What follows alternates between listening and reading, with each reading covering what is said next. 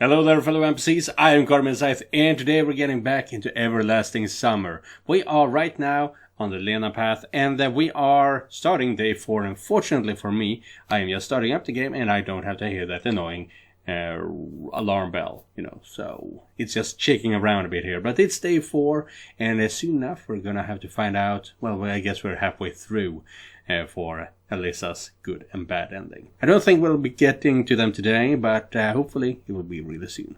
But for now, let's continue to flirt with Lena, shall we? Let's go. I woke up with a hellish ringing inside my head.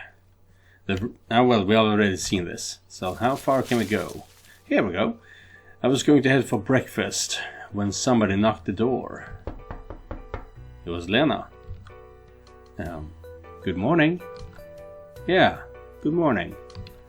I was taken aback a bit. The events of the previous day were still fresh in my memory, but I didn't really want to speak about them. You are probably looking for Olga Dmitrievna, aren't you? Well, no. I mean, yes. Lena was her usual self, shy and easily embarrassed. That dance on the pier, now it seemed no more than a dream. She's not here, I'm sorry. Okay then. I'll go. Okay. When Lena left, I thought that I'd been too cold towards her, so I decided to be nicer on our next encounter. Still, regardless, the morning was shining and beautiful. The bright sun was shining over the space and time displays Pioneer Camp Sovyunok, warming up its residents and filling them with energy to spend the day productively.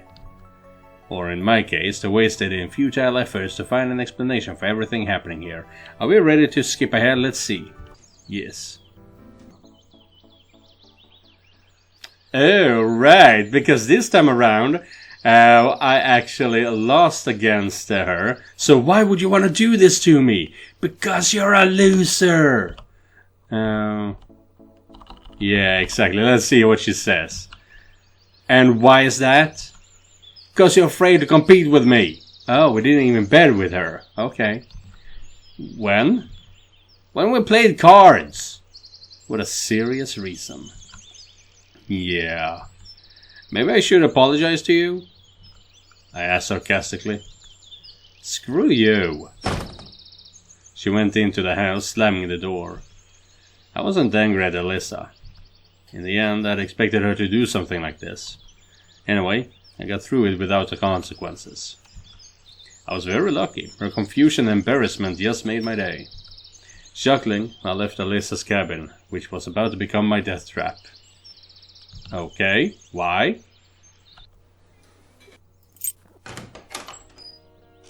And now we're in here, and I'm going to see all the different girls. So, we saw some pretty pictures of girls with standard Russian uniforms, I believe it was, and I think Lena would look gorgeous in it. Thank you. It's alright, I'm just being completely honest. You were quiet for some time. How was your headache? Much better, thank you. She smiled. I'll be off. Good luck. Lena went out and I continued to look through the magazine. After a while, somebody knocked at the door again. And she overdosed on stolen candies. We do not ask her. Oh, this time around we can choose to not give it to her. Really? A stomachache? Really? Doesn't seem so. What, do I have to toss my lunch all over the place for you to believe me? I don't know what terrible things can be done with activated carbon, but I'm sure you'll think of something. She hesitated. And what if you're right? There. I knew it. Then I'm certainly not giving you anything. Alyssa tried to get to the drawers, but I blocked the pillbox with my chest like Alexander Matrosov. Alexander Matrosov was a Soviet infantry soldier during the Great Patriotic War. Posthumously awarded the title of the Hero of the Soviet Union for blocking German machine guns with his chest. Okay. For all her impudence, she was still just a girl, and she had no chance of pushing me aside. So there's not going to be an explosion today. Whatever, I'll find it somewhere else. Oh, maybe there still is going to be an explosion. She turned away and headed to the exit. At the door, Alyssa stopped and looked back. By the way, the camp leader and the nurse are carrying a pioneer with a broken leg. Really? I really don't care, but they seem to be struggling. No, she's just lying to me so she can steal the carbon. Yeah, sure. Come see for yourself. Alyssa seemed to be lying, but on the other hand, as long as I can see her... I came to the door and looked outside. No one was there. Where exactly? They haven't reached here yet then. She made a helpless gesture. Have fun! Is she locking me out? I returned to the table and only then realized that one of the drawers was open. Yep. How did you make it so quick? I turned my back just for a second. Though what evil can come from activated carbon? Yeah, we kinda know already. It was 15 minutes till dinner and the nurse still wasn't back. So let's flash forward. Explosion. Wait a minute. Carbon!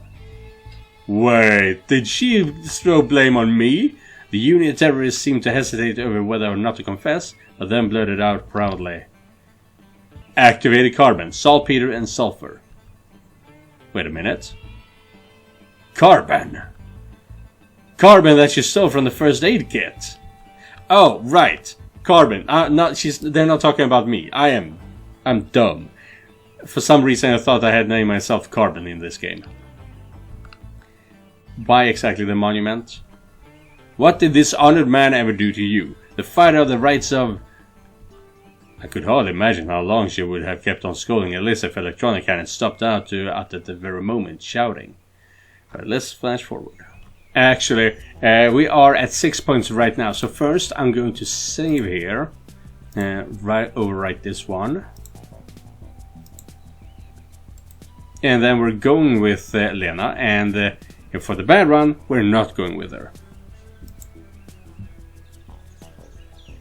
I won't have to go alone, will I? Olga Dmitrievna thought for a moment. You may be right. We'll go together tomorrow. For the last few minutes, I'd noticed that Lena had a strange look on her face. Oh, she's not volunteering this time around. As if she wanted to say something, but didn't dare to. The pioneers started to disperse, as if they had forgotten about Alyssa and the explosion. Even our leader seemed to calm down and didn't react when the wannabe terrorists left the square, hiding behind Uliana. How the hell did Alyssa hide behind Uliana? We should go too. Yes. Night quickly fell on the camp. Can I flash forward? Nope. There's only a brief moment between the first rays of the setting sun till complete darkness here in the south, or maybe in this world. You don't have enough time to enjoy the variety of the sunset colors. It was too early to go to bed, but the leader confidently walked to her cabin, as if mentally dragging me with her. Olga Dmitrievna, I'll take a little walk. Okay. She looked at me intently, but didn't find any reason to object, shrugged her shoulders and kept walking.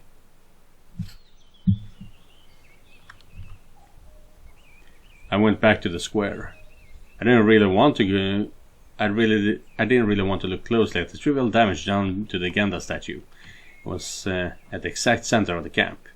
Flash. Nope. If you don't know where to go, you should start from there. I sat on the bench and looked to the west. I wonder if the earth here revolves on its axis as it should. Or whether there was an actual north or south. It's hard to say. At this time I didn't have any ideas on how to check the fundamental laws of nature. Hi. Well, I guess you need a sundial. That could do a lot of help.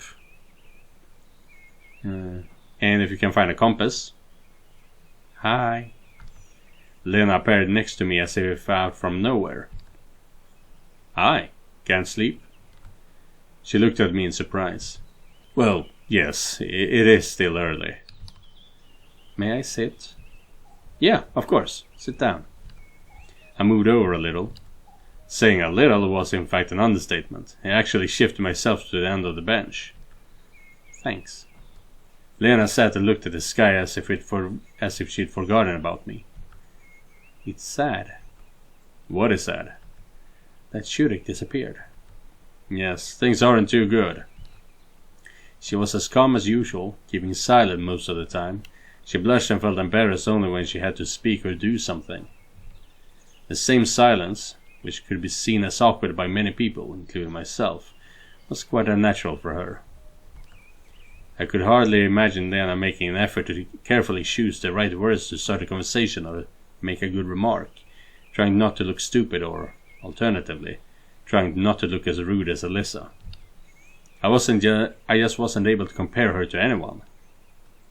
She was just content with being herself. Does that mean that my attempts to start a conversation with her could be seen as rude?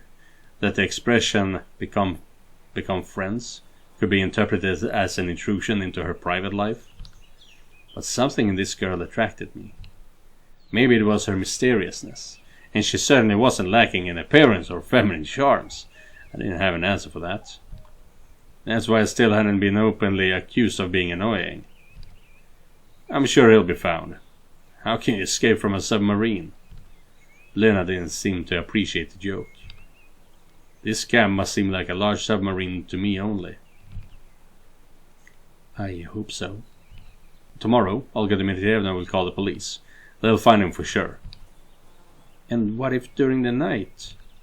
Her expression grew sad. What if something happens to him? Alone at night, in the forest. Anything could happen. He must be lonely. No one forced him to go there. What if he's just got lost? He shouldn't go walking in the forest alone. You don't have any pity for him at all. Scythe may be sitting there all alone. Of course I pity him. I felt ashamed. In any case, Lena was right. A person was missing. Anything could happen during the night. We aren't seriously going to search for him now, are we?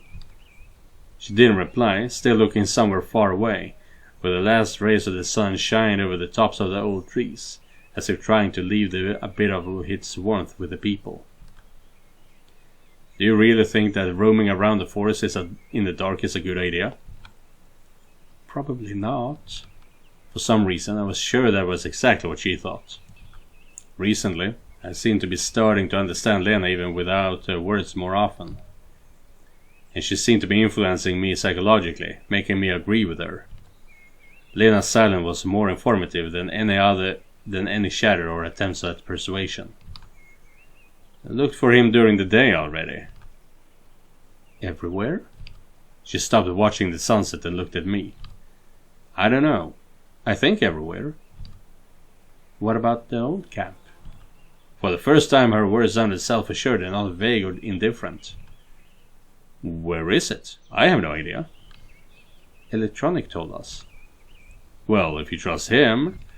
I grinned stupidly, but Lena kept looking at me seriously. Sure, if it's not too far. So, you want to go? Of course I don't. We can. If it's just there and back, quickly.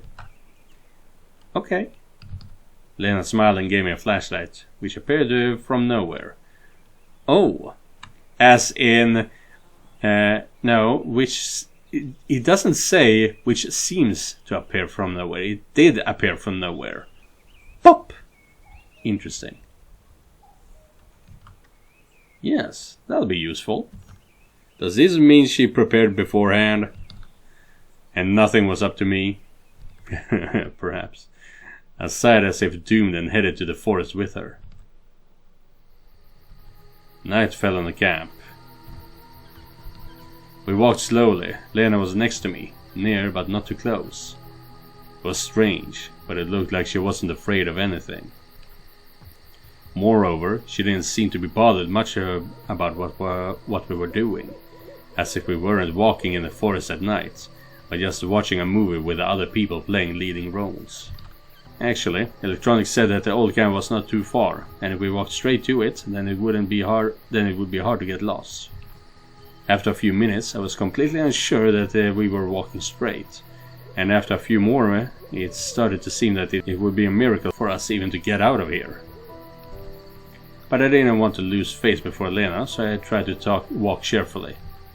The forest was full of silent, flickering shadows and gleaming moonbeams. The grass quietly rustled under our feet, and the branches rustled over our heads. Old oaks stood next to young birches. Large mushrooms emerged from under the ladder, as if taking off their large hats in salute. Or any other day, or rather at any other time of the day, it would have looked really beautiful. It may be safe at night too, but nevertheless, I shuddered at each gust of wind. Look! Lena pointed forward. I rubbed my eyes and saw a gap between the trees. Oh, so we are not going down into the sewer system at all. We're just going straight to the camp. Interesting, I don't remember this. In a minute, we were in a rather large clearing. In the middle of it stood a building, which looked like a village school or a kindergarten. The paint was falling off the walls. There were several holes in the roof, like the aftermath of a bombing, and the glassless windows looked at us sadly and a little threateningly. It was not a very pleasant sight. I couldn't remember how I'd imagined this place a moment ago. It was like all the images had been erased from my memory, replaced by this depressing graveyard view. Well, it's creepy. Lena was still standing silently, but a natural expression of fright appeared on her face. Do you think he is in there? I have no idea. If I was Scythe, then a haunted house would be the last place I'd hide him. Shall we go? I guess so. I didn't manage to answer. The moon appeared from behind the clouds and illuminated the clearing with the new colors. Actually, in one color, the white of the grave. I could see more clearly the distant trees, the mist shrouding them. It felt like the temperature dropped several degrees, making me shiver. Are you afraid? Lena asked calmly. Honestly? She smiled almost imperceptibly and took my hand. It would have caused a storm of emotions in any other situation, but at the time it felt like a basic necessity. We slowly walked to the building.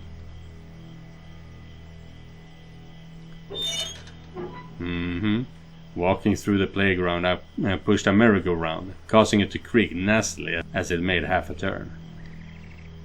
Lena shivered and grasped my hand tighter. Sorry, I probably just remembered my childhood. Did you like merry-go-rounds? Yes. Actually, I don't know. I don't remember. Probably. All children like them. I didn't like them. Why? I got dizzy when I rode them. No wonder, if you spin too fast. I like swings more. Well, you can get dizzy on a swing as well. But why would you? I don't know. The conversation had distracted me a little, and I stopped worrying myself about everything. About Scythe, about our night trip, about Lena. After all, this world is not so alien. Finally, we reached the door. So I'm guessing we're going down from this direction instead. The inside of the old camp building reminded me of kindergarten, the one I attended in my childhood. At first glance, even the room arrangement was the same. Scythe! Scythe! Grave-like silence replied to us. Even the wind outside had calmed down. Looks like nobody's here. We should check anyway. Lena's courage still didn't cease to surprise me. Or should I say, her lack of normal self-preservation instinct didn't. I don't know if this behavior is strange for this girl or not. Okay, let's do it. We thoroughly examined all the rooms of the old camp. I even inspected the attic. There were signs that people had visited this place everywhere, newspapers, empty bottles and other garbage, but there was no sign of Shurik. We returned to the hall where we had started our search. What should we do next? I have no idea. Lena sat on the steps and stared at her feet. I think we should go back. I began carefully. It's late and... can just the two of us really search the entire forest for him? You may be right. She looked sad and her expression let me know that the search was not over yet. Well, I am. I waved my hands in resignation and sat next to her. We should think about the worst outcome. Are you saying... No, but are there any wild animals around? I doubt it. Lena calmed down at once. He may be sleeping somewhere. He'll wake up in the morning and return to the camp. Yes, of course. I jumped at my feet and started to walk in circles around the hall. I really wanted to leave this place, to get it from the forest, but it was as if Lena's behavior was keeping me here. I wanted to go and try and persuade her, but then I noticed something on the floor. It was a trap door. There were little heaps of garbage and dust around it. It must have been opened recently. Look. Do you think Shurik is there? Lena squatted and carefully pulled on the hatch's handle. It may not be Shurik, but someone surely used it recently. I had already regretted finding that damn gate to hell. Let's check it out. The trapdoor wasn't very heavy, so you could open it without much effort. I directed a flashlight into it and saw a ladder going down a couple of meters. Looks like a cellar. Let's go down. I looked at Lena for a few moments, trying to understand what was on her mind. Did she have a craving for adventure like Uliana? So where is her youthful spirit then? Or maybe she just went a bit nuts. Lena didn't seem like a crazy person. But anyway, who even said she really is a human and you can evaluate her with human behavioral logic? That thought should have scared me, but somehow I didn't pay attention among the millions of other thoughts. Some of them were more important. For example, what could be down there? I climbed down and looked around. Everything is okay. After I made sure that there was nothing to be afraid of, I called Lena. We stood in the long corridor, which certainly wasn't a cellar. Its architecture more resembled KGB dungeons or a subway maintenance tunnel. I don't know which would be better. There were countless wires along the walls, fastened by metal hooks every half a meter. There were lamps under the ceiling, covered by rusted shades. Crumbled concrete crunched under our feet unpleasantly. Shall we go?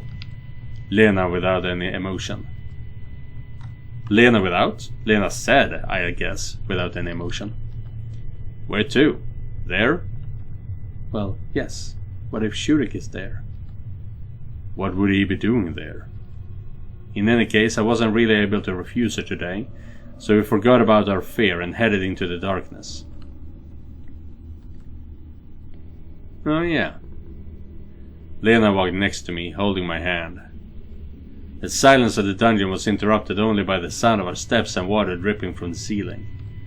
We moved forward slowly, maybe too slowly. I suddenly felt a surge of claustrophobia. I gritted my teeth and squeezed the torch, but loosened my grip at once, fearful of breaking our only source of light. Lena kept silent, and her silence seemed louder than any words. I started to fear. Say something. Door.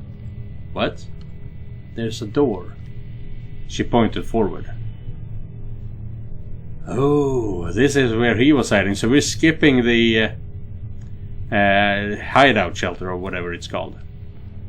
We came to a massive metal door with a biohazard sign. Looks like a bomb shelter. Yes, it's hard. I'd heard something about it. Why is it here? I have no idea. Maybe because of the Cuban Missile Crisis. Cuban? I estimated the approximate time for constructing the camp. Makes sense. However, building a bomb shelter here was like building an airport at Faggot in Northumberland or Lacock in Wiltshire in the UK. It wasn't deep enough and too far from civilization. The door wheel dully creaked. I had to push it with all my strength before it turned a couple of times. I made up my mind and opened the door with difficulty. Okay, so this is the bomb shelter. Okay. Oh, right, and there's a door in here that takes us to Zurich, if I remember correctly. We entered the room which seemed to be the main living quarters. There was some beds, cases, some scientific equipment. They had been thoroughly prepared for a nuclear apocalypse. We didn't find any signs of Zurich there, though. Look. Lena was holding a flare gun and smiling. Why would I need it?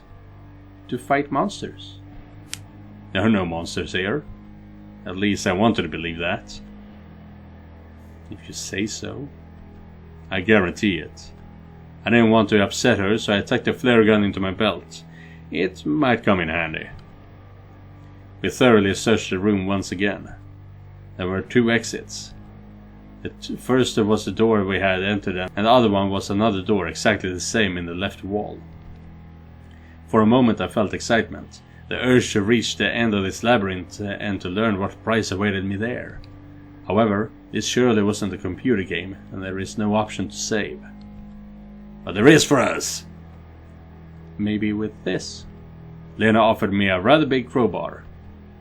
No, I'll give it a try without it first. However, the door didn't want to budge. It only creaked nastily, and the door wheel didn't turn a millimeter. Okay, give it to me. It was too easy with the crowbar. So trust Lena, she knows what she's doing. In the end, the obstacle collapsed, hitting the floor loudly. The hinges were rusted completely through. I pointed the flashlight into the passageway. There was a corridor just like the one we had come here through. Let's go. It was like Lena was constantly driving me on. Where are you rushing to? Me? I'm not. She blushed in confusion. Again, what should I make of her? First she doesn't fear a thing, then she gets lost after a word. You look like you don't fear anything. I don't know. What should I fear? You will protect me anyway. She added, barely audible. So Lena is counting on me. She believes in me no matter what. It's possible. Stupid, naive, but possible. I knew clearly that I couldn't protect anyone, even myself. Nothing is up to me in this world. The power that brought me here could do anything. That didn't exactly mean that the inevitable death awaited me in the end of the tunnel. It could be lying in wait anywhere in this camp. Let's go. I tried to walk faster, but Lena seemed not to be bothered by that, and she easily kept pace with me. The corridor was exactly the same as the previous one, in every last detail. There was nothing shocking about it, but at some point I got the feeling that we were walking in circles. The flashlight in the hand started to tremble visibly. The spot of light jumped all over the walls and the floor, and suddenly it lit up a rather big hole. Now we're getting down here. The hole wasn't too deep, and down below we could see rails. What's down there?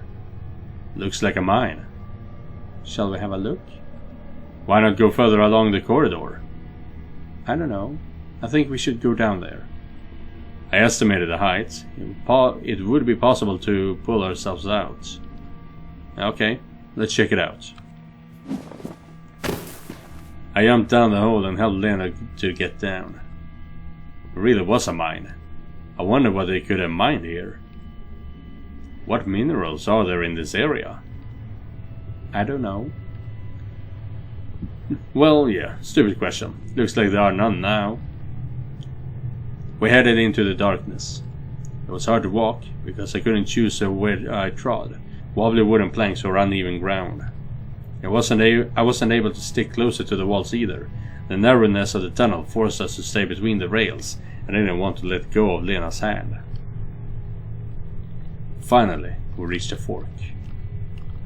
Just great. Where should we go?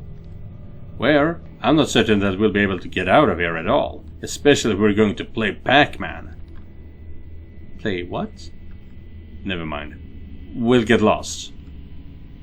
What if there's an exit too? There may be one, and what if there isn't? So, should we go back? I bit my lip till it bled, and yelled as loud as I could.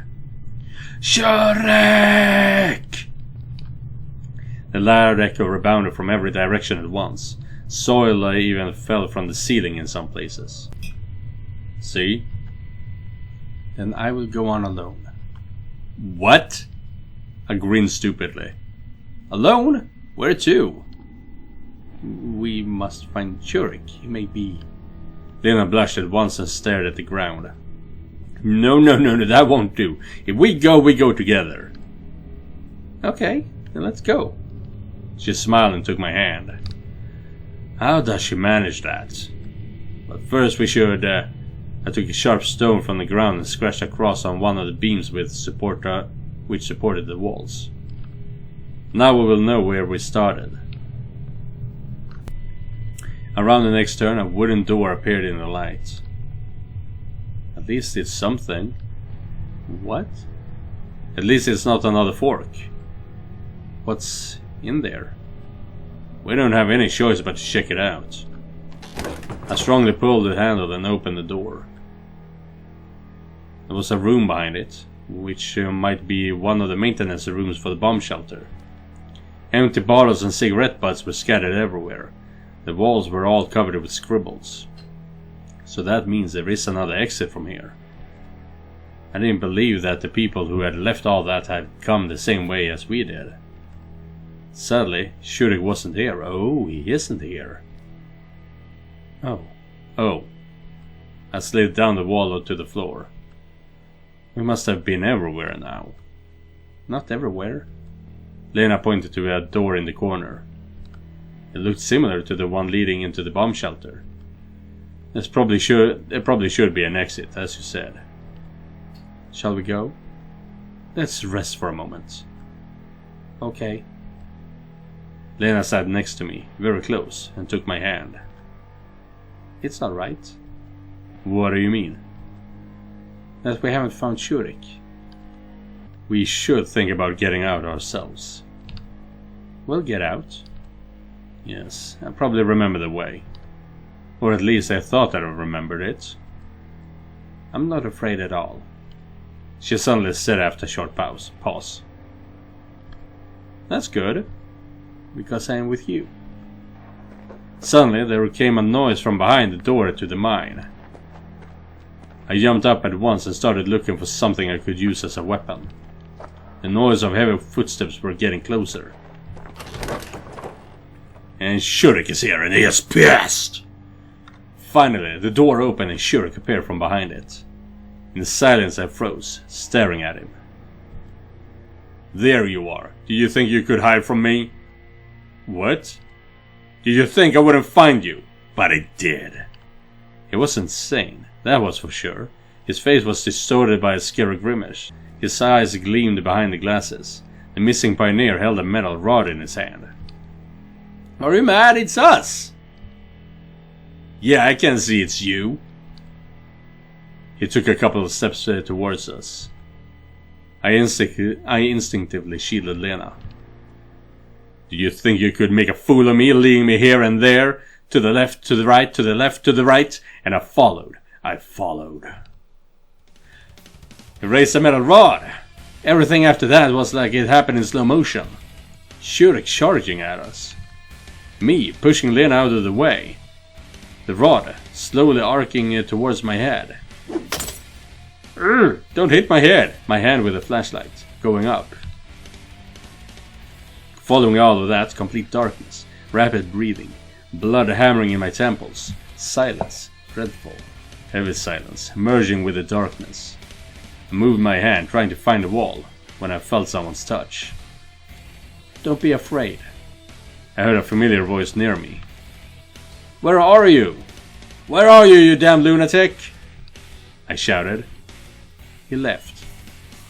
Which way did it go? Where to? Lena's voice didn't sound too calm, but certainly it didn't sound like it should in such circumstances. Calm down. She hugged me tenderly and pressed her body against mine. I tried to gather my senses, to recover my breath, to adapt to the darkness. What should we do next? You have a gun. Well, who do I shoot? He slewed it with a flare. She might be right.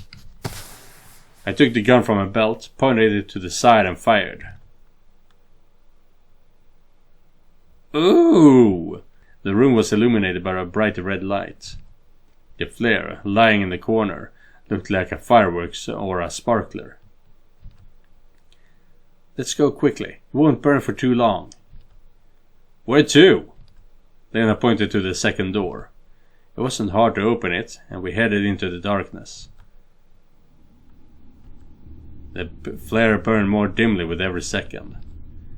I stumbled with every step, even fell down a couple of times, but it didn't slow my pace. If it goes out... Ooh, this is a different spot, this is cool. Finally we saw the light in front of us and came to a ladder, leading to a grating in the ceiling. The flare hissed and went out. Thank God!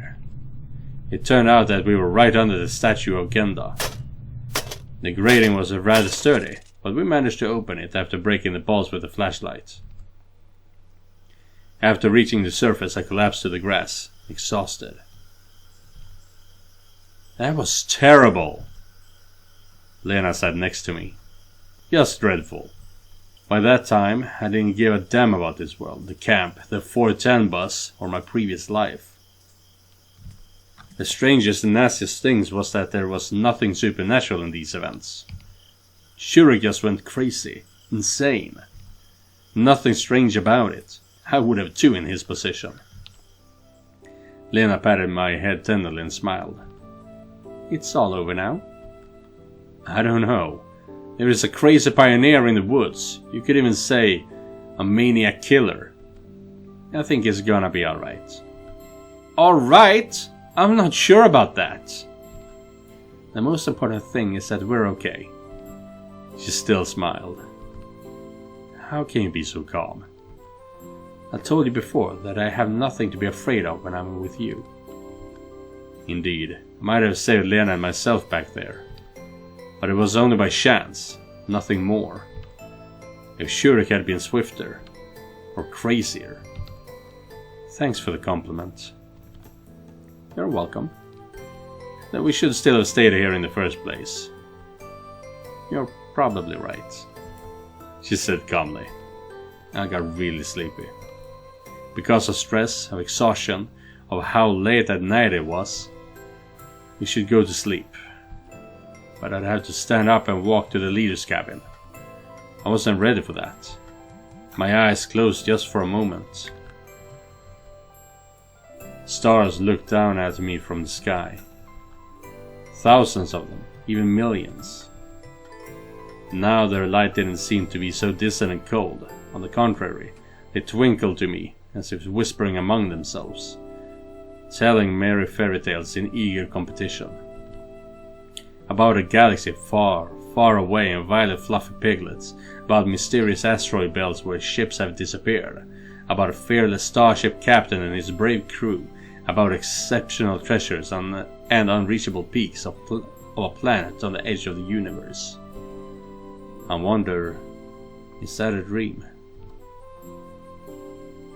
I lifted myself a little and realized that my head was in Lena's lap. Did I sleep long? I asked in confusion, but didn't rush to get up. I don't know. I don't have a watch. She laughed. Approximately? Well, maybe 20 minutes. Oh, that's okay then. I lay down again, feeling nice and calm like never before. The events of the nights were becoming distant, as if I was starting to forget them, like the story the stars were telling me. Shurek has come back. What? I jumped on my feet instantly. There he is, sleeping on the bench. Lena pointed at the benches in surprise. And what are you? You were sleeping so peacefully that I didn't want to wake you up. I felt a shiver of fear, because such behavior was not just strange, it was not just inappropriate, it scared me more than Shurik's insanity in the dungeon. A lunatic who half an hour ago tried to kill us arrives, lies on a nearby bench and falls asleep, and she just sits here? Nothing to worry about, he just seems to be a little off. Lena got confused and blushed. He walked unsteadily and didn't look towards us. And if I'd made a noise... She was about to cry. Okay. Don't worry. There was some logic to her words. She probably did the right thing. In any case, we had to interrogate Scythe thoroughly. I jumped up, walked quickly to the bench that he was sleeping on, and slapped him. Ouch! He woke up at once. What the hell? What are you doing, you bastard? What? Scythe stared at me with a scared and, moreover, sane look. What was all that down there? What? Where? In the dungeon, in the mine, in the bomb shelter. Did you go completely nuts? I don't understand you. He looked around. Where am I here? And where should you be in your opinion? Oh wait, I know, you should be in an asylum. I went to the old camp in the morning for spare parts and then... Don't you remember anything after that? Lena asked after walking up to us. Yes, and I... Don't pretend, I said calmly and sat next to him. It really looked like he wasn't lying though. I don't understand. It's unscientific. Who cares? Don't think that I trust you. Memory loss can't occur, just... Scythe talked to himself, mumbled something, not paying us any attention. Let's go, Lena said quietly. Shall we just leave him here? He's not in his right mind. He has to sleep.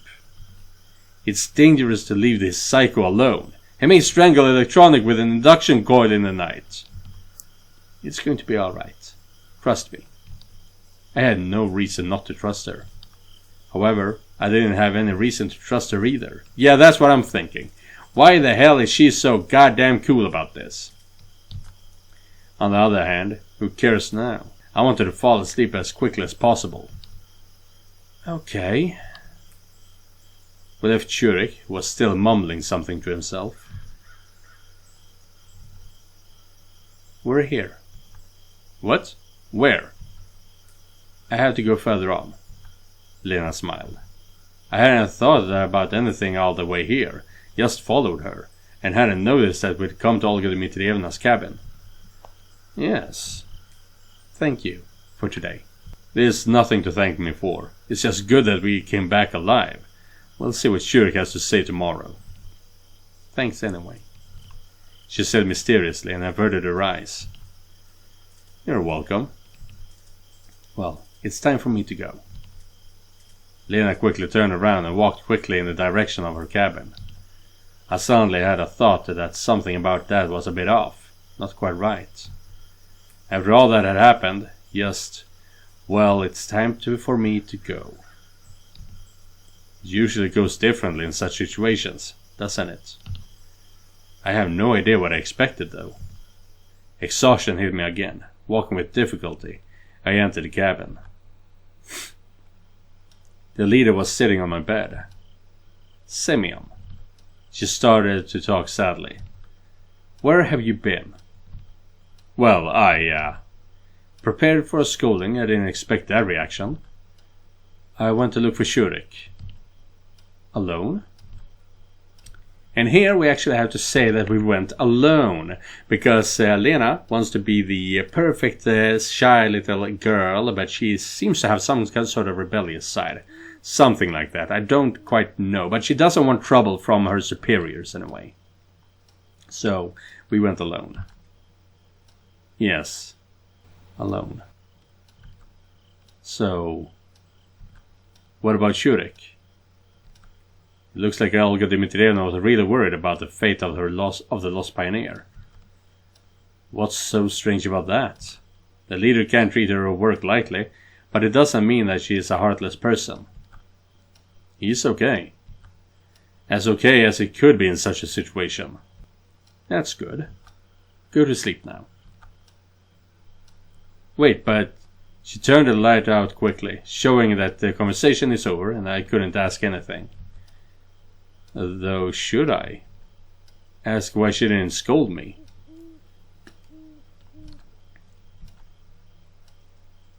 Still, Lena, what happened today? My thoughts slowed their pace before stopping completely. Day 5. But that is actually where we cut off for today's episode.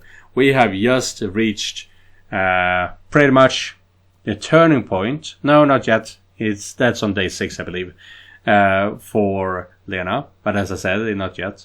But yeah, this part of the game is always going to take a long time because this is the biggest arc in the entire game, going to the mines looking for Shurik. So that's always going to take some time. But yeah, that will be it for today's episode. So thank you guys for watching. And if you want to help me out, you can do so by clicking the link down in the descriptions. And don't forget to like and subscribe. And I will be seeing you guys in the next one. Goodbye, everyone.